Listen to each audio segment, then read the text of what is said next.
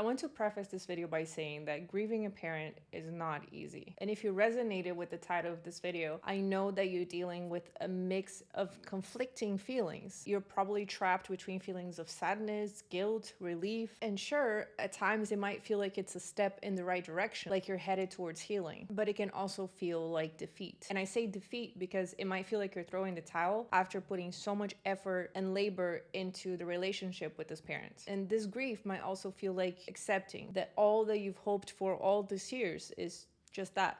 Hope. And it sure doesn't help that we're not taught how to deal with this. We're not taught how to navigate this mix of conflicting emotions at all time. I mean, there isn't really a playbook on how to mourn someone who's still alive. Like someone who's right there physically, but is so emotionally distant, absent, dismissive, even harmful. And in this process, you might have asked yourself, am I selfish for feeling this way? Or will I even be able to heal if they never acknowledge the harm that they did to me? So my goal today is to help you understand and navigate this grief so you can start to heal. And by healing, you're no longer going to be stuck in these patterns of shame and guilt and self-blame that have kept you stuck for so long. So the very first thing I want to do is name it. I want you to know that this is a safe space for you to get comfortable with your pain. So I want to call it for what it is. Grief. And the reason I say that is for the most part, we're taught that we're only allowed to grieve when someone physically dies. But I see grief as being about loss. And that loss can happen when you have someone who's physically present, but emotionally absent, emotionally not here. And yes, it is a huge loss because when we're talking about a parent who's emotionally immature, narcissistic, or just never really cared to be present in your life, there is so much loss involved in that. There's a loss of safety, there's a loss of connection, there is a loss of wanting to be seen, loved, and cared for all these years. And what you're grieving right now isn't just the person itself, but you're also grieving the childhood that you deserved, the parent you wish they were, and the relationship that you wanted but never really existed. And the reason I want you to acknowledge and process this for what it is because the grief might become cyclical if you don't fully process it. You might find yourself hoping that they will change in the process, only to feel disappointed when they don't. You keep thinking, well, maybe if I explain my pain better, or maybe if I achieve that next goal, or if I do enough, they will finally love me the right way. But their inability to show up for you isn't about you and what you have done and what you're capable of doing. It has everything to do with their limitations. So it doesn't matter how much you try or earn or do, they will most likely never change. So the sooner you allow yourself to fully process this loss and accept the person and the relationship for what it really is, the quicker you're gonna create the space that you need for healing.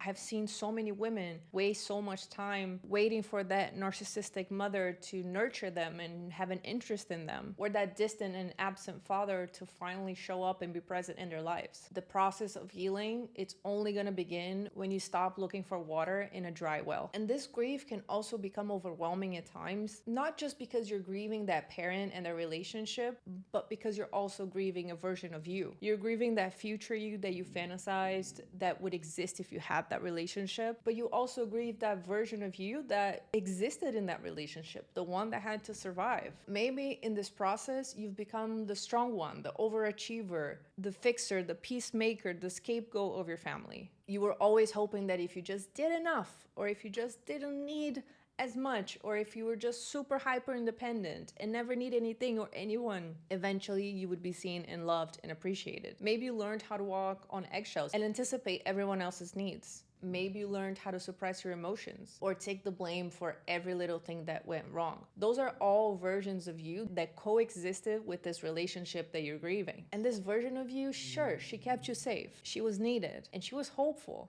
but she might also be the one keeping you stuck. Now, it's important that you know that it's okay as you untangle yourself from this past version of you to feel anger, sadness, confusion. And it's okay that as you're building this new healed version of you, you're still craving their approval. You're still craving their love. It's like those two things can exist at the same time. They can be both true at the same time. And I know I've mentioned healing quite a few times, and it might sound easier said than done. Common question that I get in this process is, how can I heal if I never get the apology? How can I heal if I never get the accountability, if I never get the remorse? Some people might not love to hear this, but your healing doesn't require their participation. Some parents are never going to say I'm sorry and truly mean it. They might, but don't be fooled by the I'm sorry if I did any harm to you. I'm sorry if I did anything bad. They might even utter the words, but not really mean it. And it's not because you don't deserve it, but because they are emotionally incapable of doing. They don't have the emotional maturity required to see the other person and to acknowledge the harm that they might have caused. It could be that they're narcissistic, it could be that they're just emotionally immature, and it could even be that they actually believe that they did their best. Even if their best, and I quote best, left you completely shattered. I want you to think of it like this. I want you to imagine that you got bitten by a dog.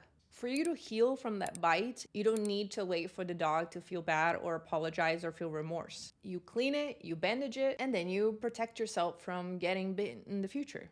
Does the dog feeling bad help in any way with healing the bite? I don't think so. Regardless, your healing doesn't depend on it. And this may seem like a silly comparison to be comparing being hurt by your parents to being bit by a dog, but I figured that a visual might help, just to show you how you are completely capable of healing on your own. In the beginning of the video, I even mentioned that it might become cyclical, right? If you don't fully process this grief. And that happens usually because your parents might try to rewrite history. They might try to gaslight you. The more you try to express your pain, the more they will even blame you for how they're acting. So if you're waiting for an apology, if you're waiting for remorse, if you're waiting for acknowledgement, know that you don't need it. You don't need it to heal. Every minute that you spend obsessing over their hypothetical apology is a minute that you're taking from your own healing. So stop giving them any more power as if you were incapable of doing it without them. If you're the hyper independent one, you know damn well that you know how to do it on your own. Instead, focus on the things that you can control. Your boundaries, what you want this relationship to be. Do you want to go no contact? Do you want to limit contact? Do you want complete space? And now that I've mentioned boundaries, I want to mention something that comes right alongside of it, which is guilt. Even if you know fully in your bones that this distance is the healthiest thing for you, guilt might still creep in. Why? Because you're hardwired to love your parent. It's expected to have that loving relationship. It's a need that we have. It's what society expects us to do. It's what we've been told our whole lives. You've been taught that family is everything. So when you go in a different direction, yes, you're gonna feel guilty about it. Now, the reason I'm bringing up guilt is because that toxic parent will love it. And they might even use that guilt to reel you back in the relationship. They might say things like, after all I've done for you, or accuse you of being the black sheep of the family or breaking the family altogether. And one of my favorites is when narcissistic parents play the victim and say, how could you do this to me? But remember, their reaction isn't about love. It's about control. Emotionally mature parents are going to see your boundaries as a threat. And when they try and attack you or guilt trip you, I want you to repeat to yourself, I am not responsible for their emotions. My peace is not negotiable. And I also want you to be aware that people will probably judge you in the process. You might hear things like, oh, but she's your mom or he's your dad, as if biology alone was a reason for you to accept harm. But the more you make peace with yourself for the fact that you're not responsible for soothing a parent for the consequences of what they did to you, the quicker you're gonna make peace with yourself and with your choices. And while talking about this judgment and the guilt that comes with it, I also want to talk about loneliness. When you set those boundaries, when you go no contact with a parent, it can feel like you're the only one in the planet making that decision. It can feel very isolating, especially when you feel like no one around you gets it. You're also mourning a parent, the fantasy of a family that you wish you had, the safety net that never existed. And while this decision is good for you, it might also feel like you're walking on this path alone. But I want you to know this, you're not alone. There are so many other people navigating the same grief that you are. And there's a pretty big community of people who understand what this pain is all about and who also understand what it means to choose peace. So I just want you to find some comfort in the fact that you're not doing this alone. You don't have to do it alone. And in the moments that you're feeling lonely, you might start to tell stories to yourself that aren't very beneficial. Like you might say that you are ungrateful, that you are broken, you are unforgiving, you're just a bad child. Those thoughts are more common than you would think. So just allow them to come through without judgment. It's a lot that you're processing right now. And know that when you allow yourself to fully grieve and process all of this that I just talked about, you actually create room for something so beautiful in the place of all this negative self-talk that you actually might even be repeating from the parent because you've heard it your whole life. In place of that, you start to build self-trust, likely for the first time in your life. And when that self-trust starts to happen, it doesn't mean that the grief will go away. It doesn't mean that you're gonna miss your parent less or you're never gonna wish you had your family. That's not what I'm talking about. But it gets lighter. And you get very familiar and comfortable with your voice. And you start to prioritize your wishes and wants. And you start to discover this whole new version of you that exists outside of this people-pleasing and hyper-independence. You begin to attract relationships that are reciprocal, that feel safe, because you no longer need to perform to earn love. So yes, this grief is probably one of the most painful experiences that you're gonna go through, but it's also one of the most liberating. You're allowed to feel this pain and you're allowed to release it when you're ready. And if at any point in your grief journey you have more questions or you need more support, just let me know in the comments. I'll be more than happy to help you navigate this. And if you like more videos on this topic, just let me know. Thank you so much. I'll see you on the next video.